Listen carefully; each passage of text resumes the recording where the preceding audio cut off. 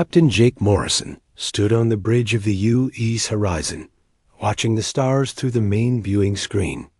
The ship had been exploring space for 3 months now, looking for new planets and signs of life. Jake was a calm man who had spent 15 years in space, but today something felt different.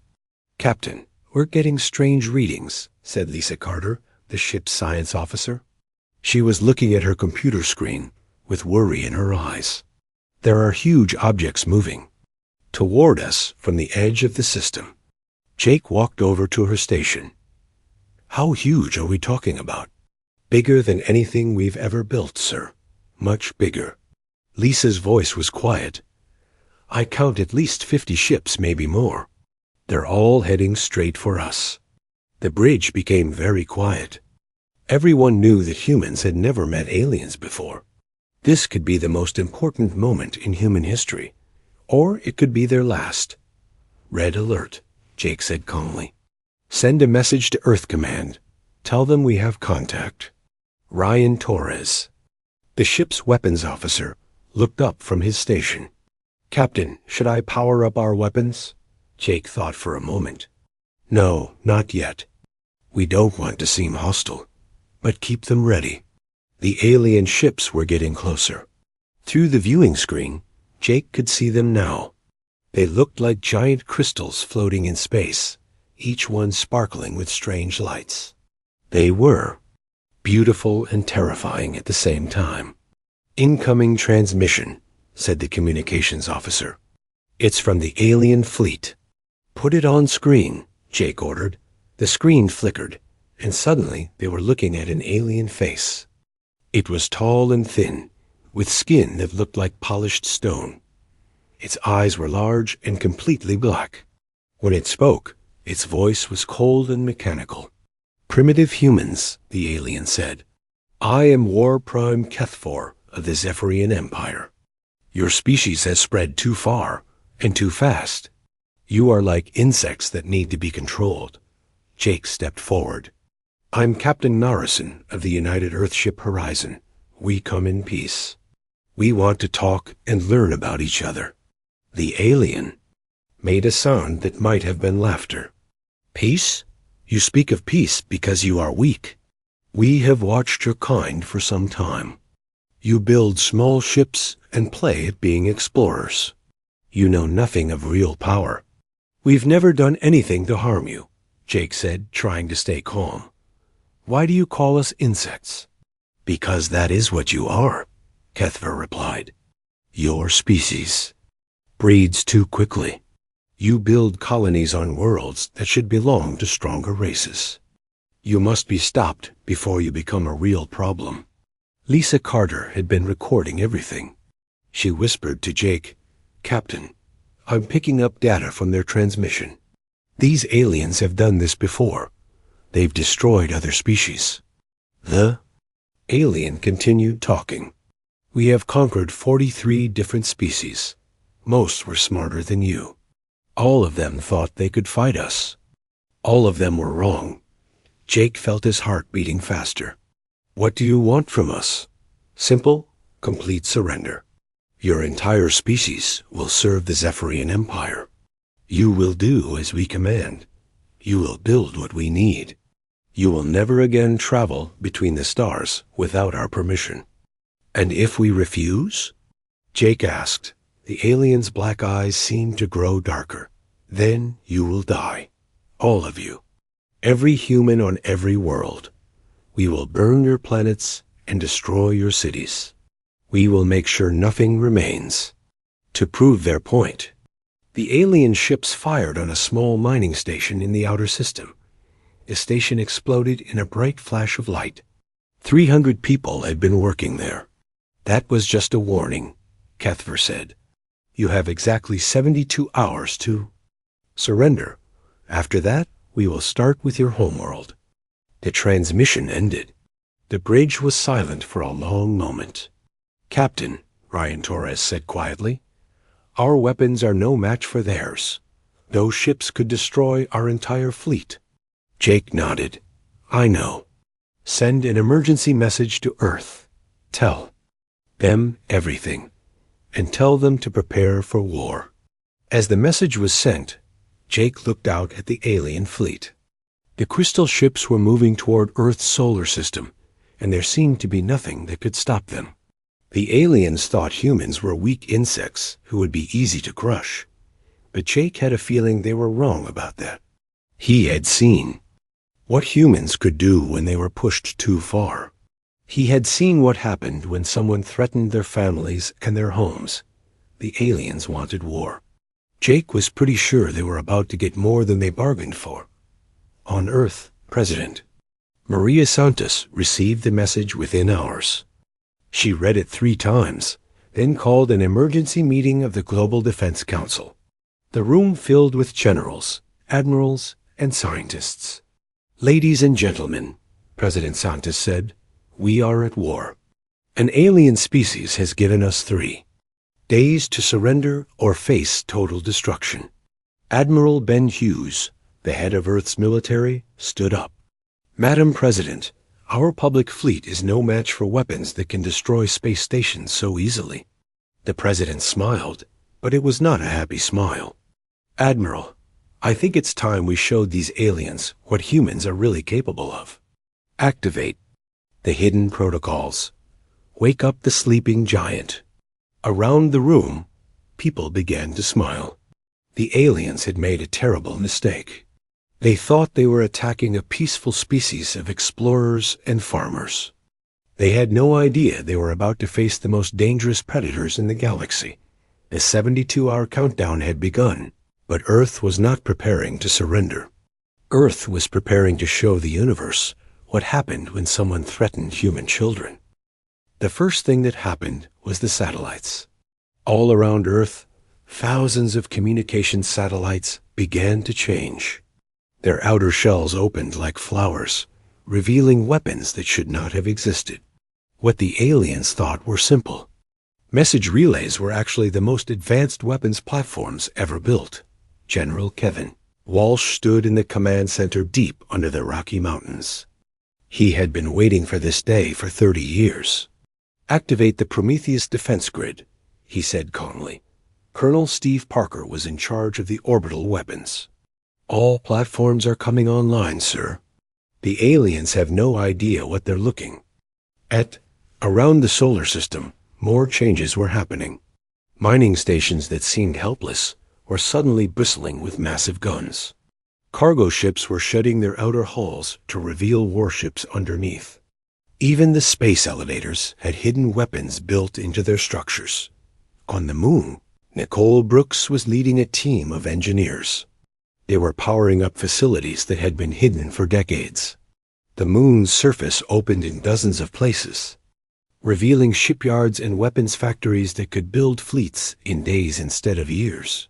"How long until the main fleet is ready?" she asked her assistant.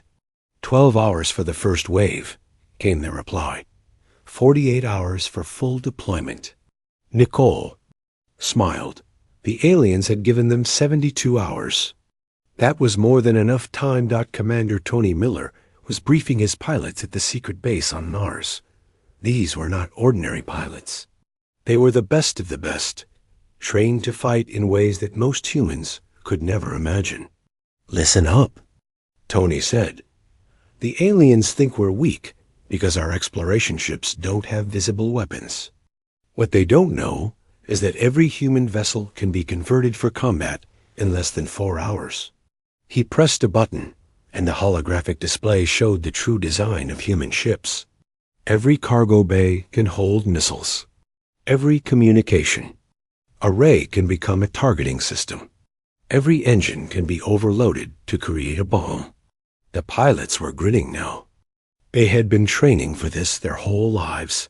Back on Earth, Dr. Chris Evans was in his laboratory, working on humanity's most secret project. Project Overkill had been in development for over a century. It was humanity's insurance policy against exactly this kind of threat. "The quantum disruption weapons are ready," he told President Santos over the secure line. "The antimatter bombs are ready. And if we need it, the Genesis protocol is ready too." The president was quiet for a moment. Chris, remind me what the Genesis Protocol does. It can destroy entire star systems, Madam President. It turns stars into bombs. We built it hoping we would never have to use it. Let's hope we don't, the President said. But I'm glad we have it. The aliens had no idea what was happening. They were still moving toward Earth, confident in their power. War Prime Kethver was on the bridge of his flagship, watching the human homeworld grow larger on his screens. How much resistance do you expect? Asked his second-in-command. None, Kethvar replied. Their ships are small and weak. Their weapons are primitive. This will be easier than our last conquest. But Captain Jake Morrison was watching the alien fleet from his ship, and he was smiling. The U.E.'s Horizon was no longer just an exploration vessel. Hidden panels had opened all over the ship, revealing weapons that could crack planets. The ship's true identity was finally revealed. Captain, Lisa Carter said, I'm reading massive energy signatures from all human positions. The fleet is coming online. Jake nodded. Send a message to the alien commander. Tell him we want to talk. The message reached Kethver's ship within minutes. The alien appeared on screen again, but this time he looked puzzled. You wish to surrender early? He asked. No, Jake said calmly. I want to give you a chance to leave. Turn around and go home. Forget you ever found us. The alien laughed. You still think you can threaten us? Your weapons are toys compared to ours. Are they? Jake asked. Take a look at your sensors. Take a really good look. Kethver turned to his tactical officer. What are you reading? The officer's face went pale. Sir, the humans have thousands of ships. They're coming from everywhere. The signatures are showing weapons that should not exist. That's impossible, Kethver said. We watched them for months. They had maybe 100 ships total. You watched what we wanted you to watch, Jake said. You saw our civilian fleet. You never saw our military. The truth was starting to dawn on the aliens. They had been watching a carefully planned deception. While they thought they were observing a peaceful species, they had actually been looking at the most militarized civilization in the galaxy. Every human learns to fight, Jake continued. Every human settlement is a fortress. Every human ship is a weapon. We've been preparing for this day since we first looked at the stars. Admiral Ben Hughes was now commanding the human fleet from the UES Retribution, a ship so large it had its own gravity. All units, this is Admiral Hughes. The aliens wanted to see our military. Let's show them what we've got. Across the solar system, the true human fleet began to reveal itself. Ships that had been hidden in asteroid fields, in the shadows of planets, in the depths of space. There were thousands of them, each one designed for one purpose: total war. The aliens finally understood what they were facing. They had not stumbled upon a weak species ready for conquest. They had awakened something that had been sleeping, waiting for a threat like them to appear. Sir, the alien tactical officer said, his voice shaking, we're outnumbered 10-1. Their weapons are reading as more advanced than ours. Kethver stared at the screen in disbelief. How is this possible? How did they hide so much? Because we've been planning this for generations, Jake said. We've been waiting for someone like you to show up. Someone who thinks they can threaten our families and our homes.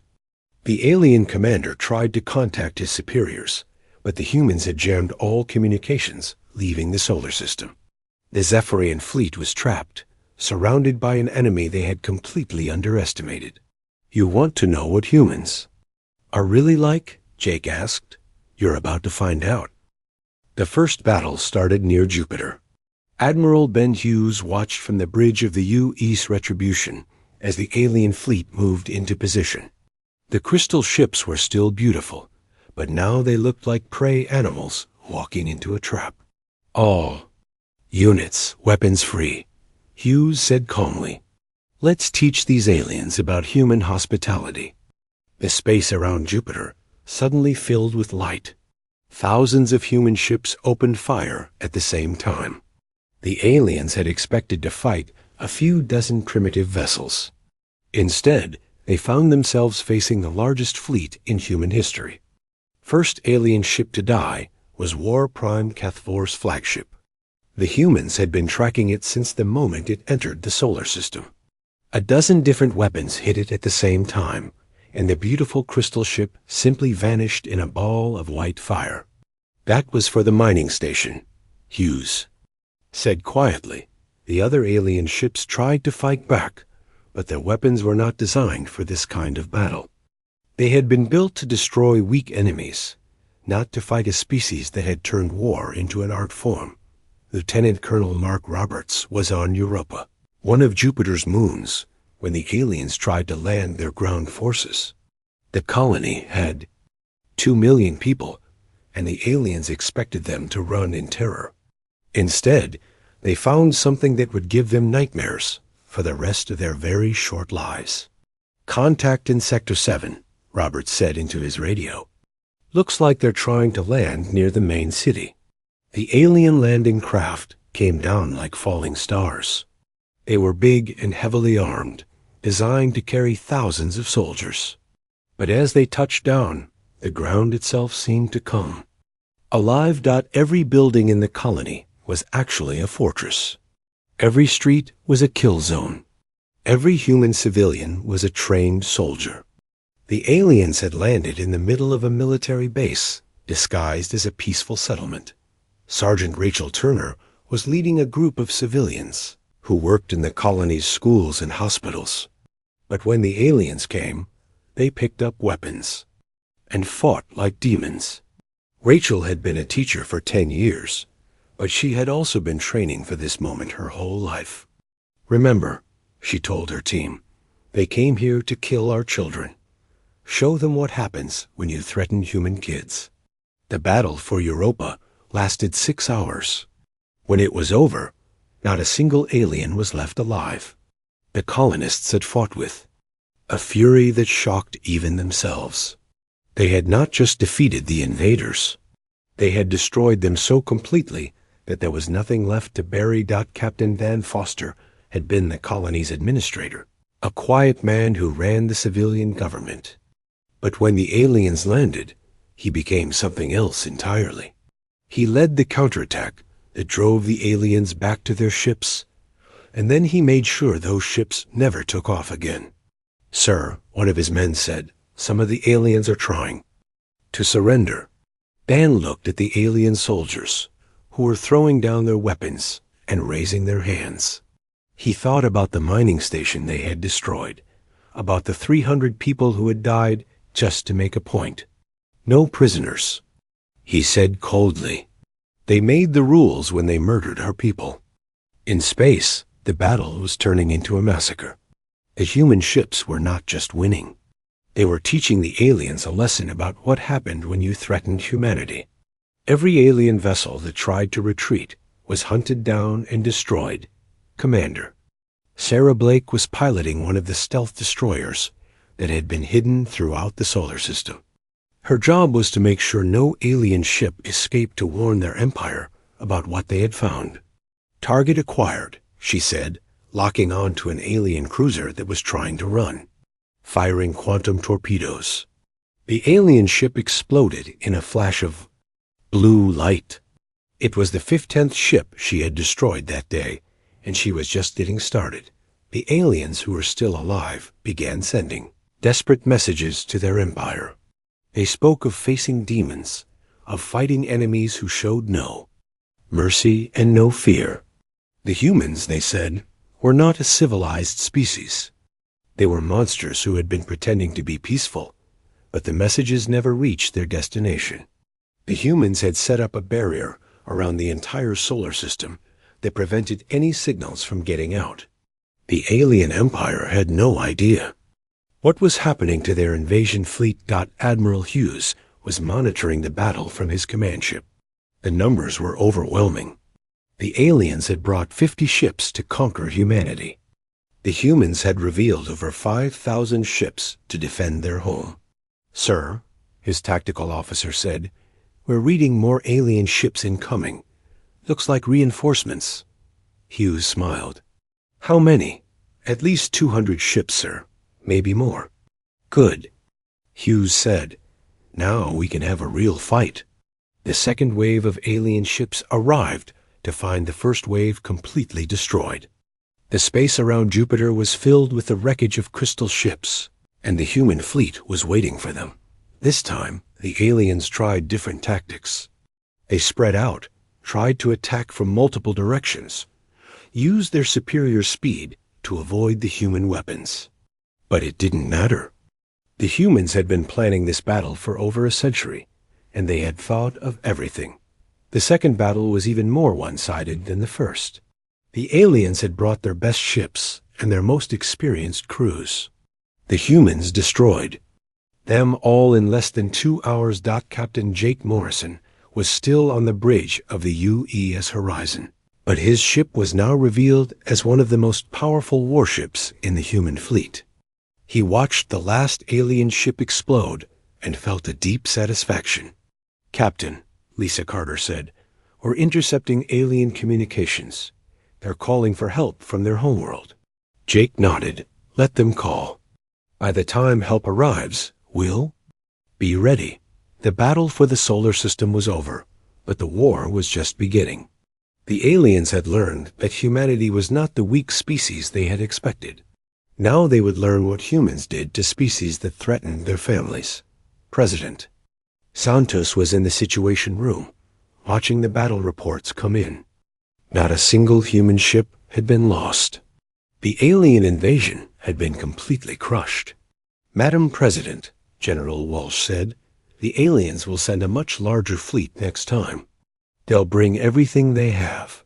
The president smiled. "Good. When they do, we'll be waiting for them. And this time, we won't just defend our home. We'll take the war to them." The sleeping giant was awake, and it was hungry for revenge. The Zephyrian Empire had ruled the galaxy for over 1,000 years. They had conquered dozens of species and destroyed entire civilizations. But they had never faced anything like the reports coming from the human solar system. Supreme War Master Vex Thule stood in the Grand Command Center of the Imperial Homeworld, reading the final transmission from War Prime Kethver. The message was brief and terrifying. "The humans are not what they appear to be. They have destroyed our entire fleet. Send everything you have, or the Empire will fall." Vex Thule had lived for 300 years and had never seen a message like this. No species had ever defeated a Zephyrian fleet so completely. He made a decision that would doom his entire race. "Assemble the Grand Armada," he ordered. "Every ship, every weapon, every soldier. We will crush these humans once and for all." The Grand Armada was the largest military force in galactic history. Over 10,000 ships, each one a masterpiece of destruction. The Empire had never needed to use its full strength against any enemy. But the humans had made them angry, and now they would face the full might of the Zephyrian Empire.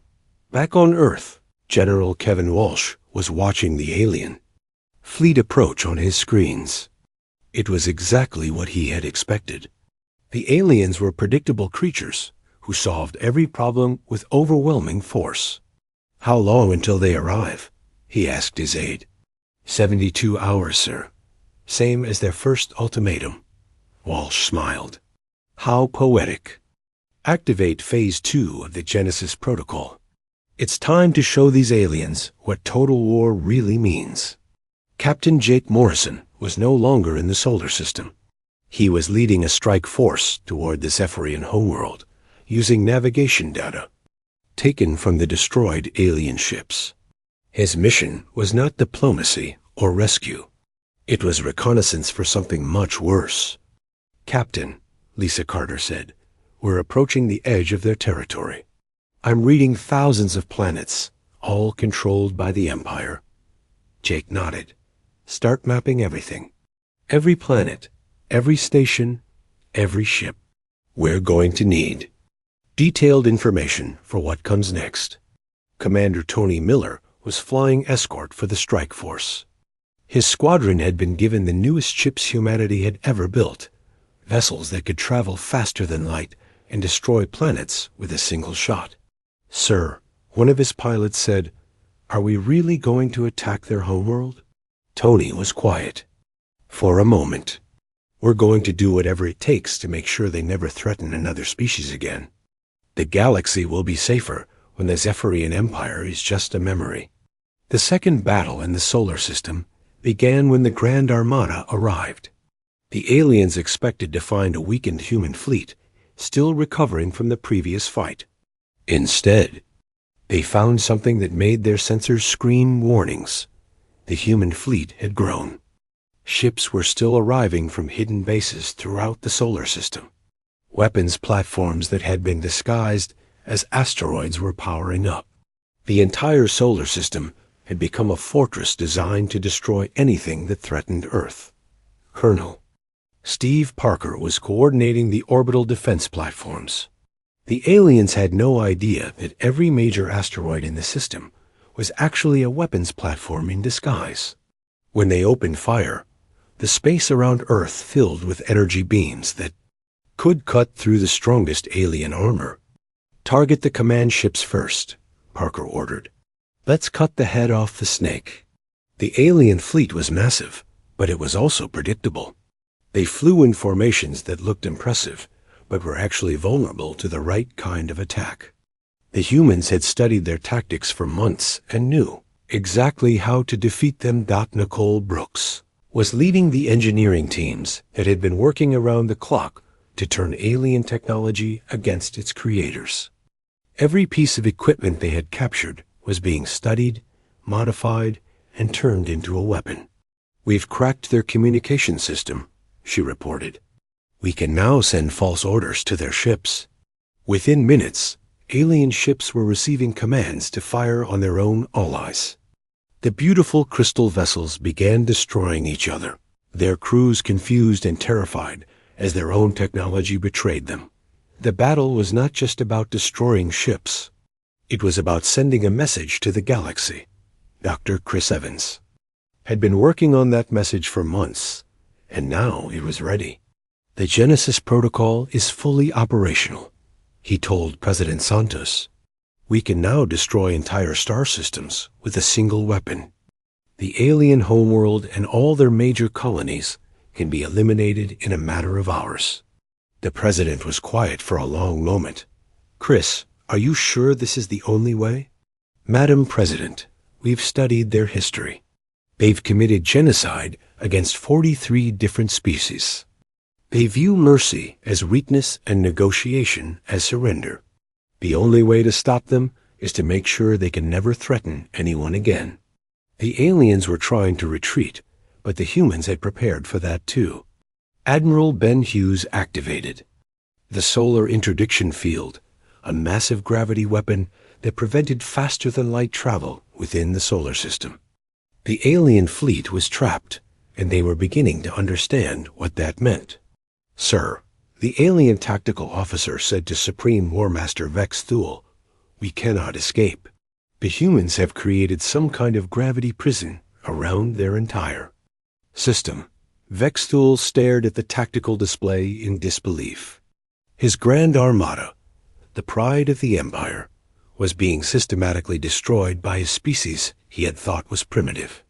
The humans were not just defeating them, they were making it look easy. "Send the surrender offer," he ordered.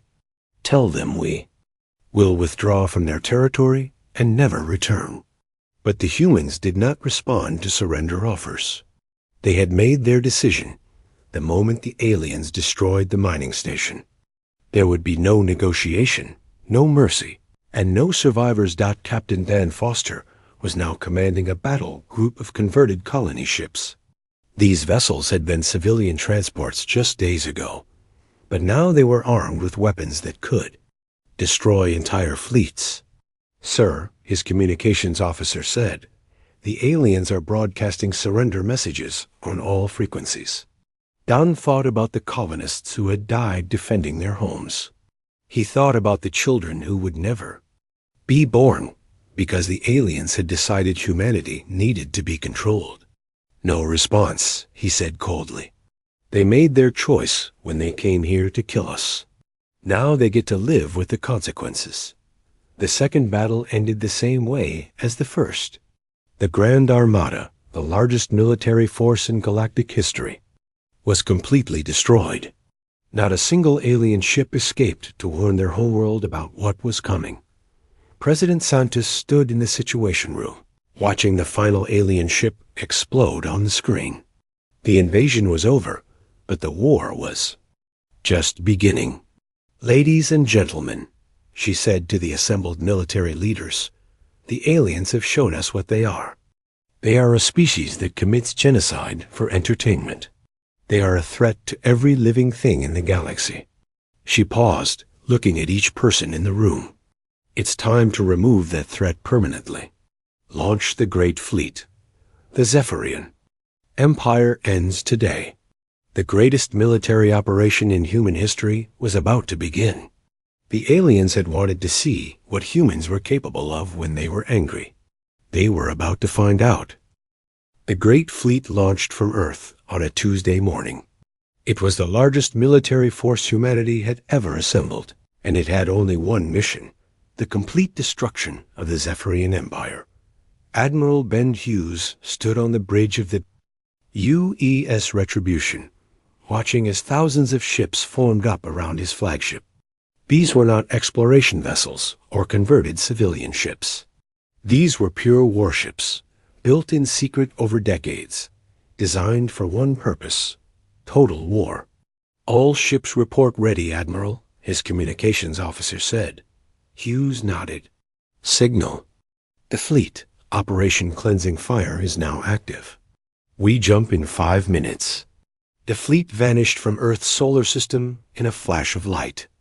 They reappeared at the edge of Zephyrian space, where Captain Jake Morrison's reconnaissance force was waiting for them. "Admiral," Jake reported, "we have complete intelligence on their positions.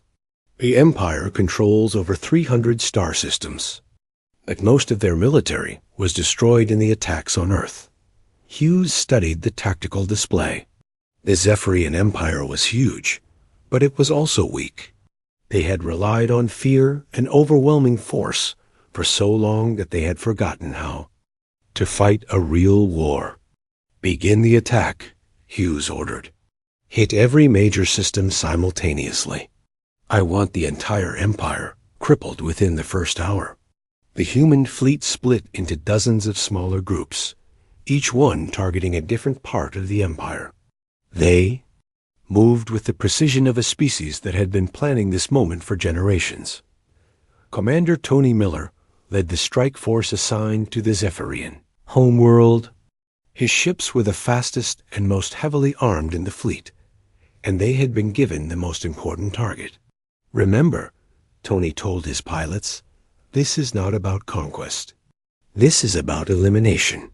When we're done, there will be nothing left of their civilization."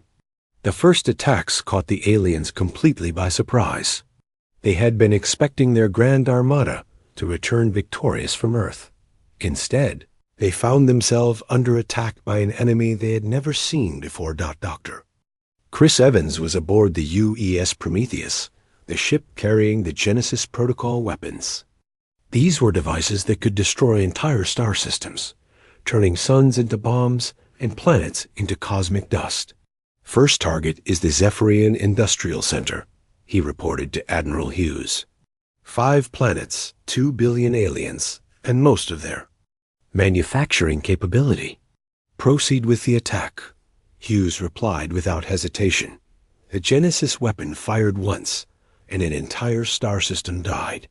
The star went nova, consuming everything within 50 billion miles. 5 planets and their populations were vaporized in an instant. The aliens finally understood what they were facing. This was not a war. It was an extinction event. The humans had come to erase the Zephyrian Empire from existence. Supreme War Master Vex Thul was on the Imperial homeworld when the human fleet arrived. He watched through his command center's viewing screen as ships that should not exist surrounded his planet. "Open a channel," he ordered desperately. "I want to speak to their commander." The screen flickered, and he found himself looking at Commander Tony Miller. The human's face was calm, but his eyes were filled with cold fury. "I am Supreme War Master Vex Thul," the alien began. "I wish to negotiate a surrender. The Empire offers tribute, territory, even complete submission to your species." Tony was quiet for a moment. "Do you know what we found when we studied your history?" "What do you mean?"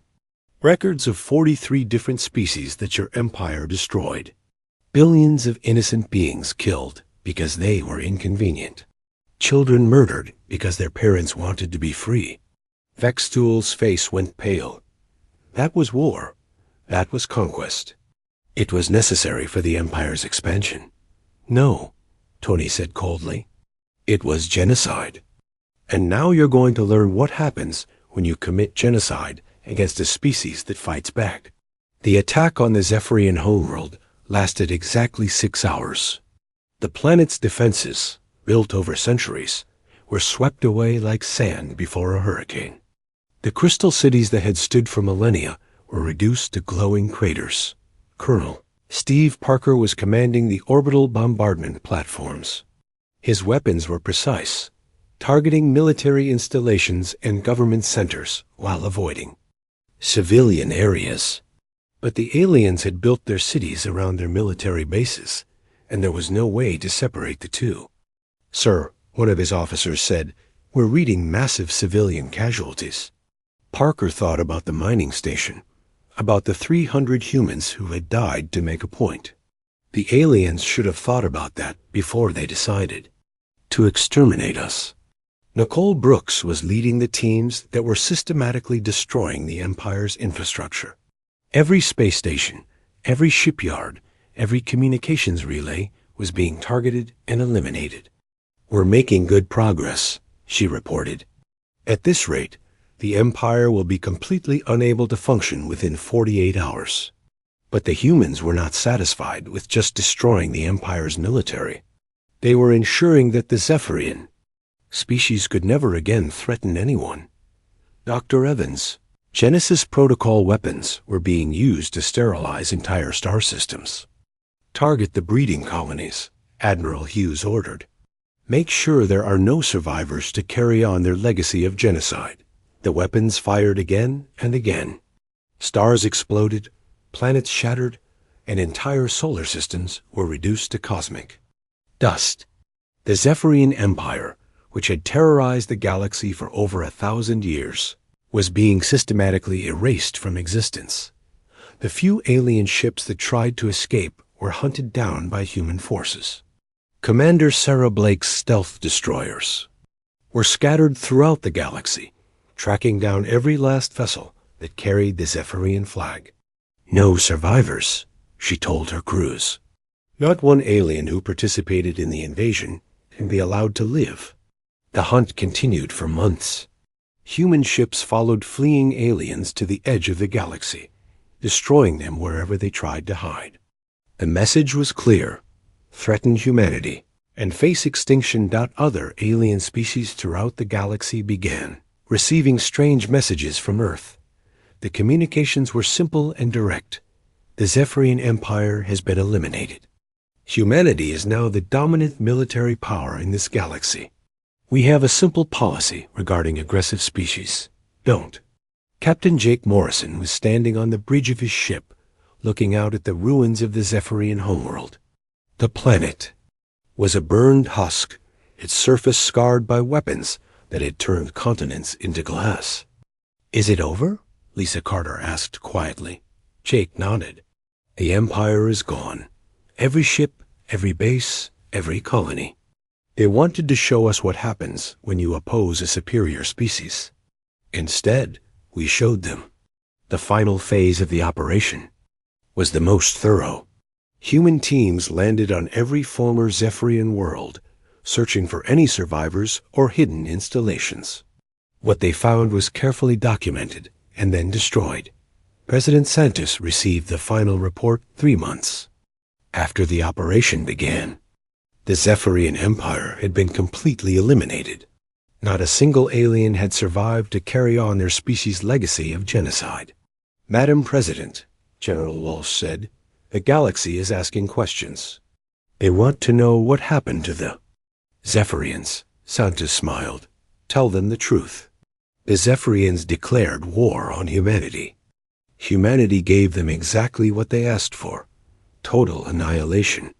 The story ended on Earth, where children played in parks without fear. They laughed and ran and dreamed of exploring the stars, never knowing that their parents had just eliminated an entire galactic empire to keep them safe. The galaxy had learned a valuable lesson. There was a new apex predator among the stars, and it came from a small blue planet in an unremarkable star system. The other alien civilizations that had once feared the Zephyrians now sent careful, respectful messages to Earth. They spoke of friendship and cooperation, of mutual benefit and peaceful coexistence. None of them mentioned war or conquest or the need to control other species. Admiral Hughes retired to a quiet farm in Montana, but he kept his communication devices active, just in case. The galaxy was peaceful now, but humans had learned to be prepared for anything. Dr. Evans dismantled most of the Genesis Protocol weapons, but not all of them. Some were kept in hidden facilities, maintained by teams who hoped they would never be needed again. But if they were needed, they would. Be ready. The human fleet returned to Earth as heroes, but they did not celebrate. They had done what was necessary to protect their species and their families, but they took no joy in the destruction they had caused. They were soldiers, not monsters. Captain Morrison returned to exploration, but now human ships carried weapons that could destroy worlds. The galaxy was a dangerous place, and humanity would never again be caught unprepared. The final message came from a species called the Delari, who had been enslaved by the Zephyrians for 300 years. It was simple. Thank you for freeing us. The galaxy is safer with humanity as its protector. But humanity did not want to be the galaxy's protector. They wanted to be left alone to explore, to learn, to grow. The message they sent back was equally simple: live in peace, and we will leave you in peace. Choose war and face the consequences. The sleeping giant had awakened, shown its power, and gone back to sleep. But it would always be ready to wake again if needed. The galaxy now knew what happened when someone threatened human children.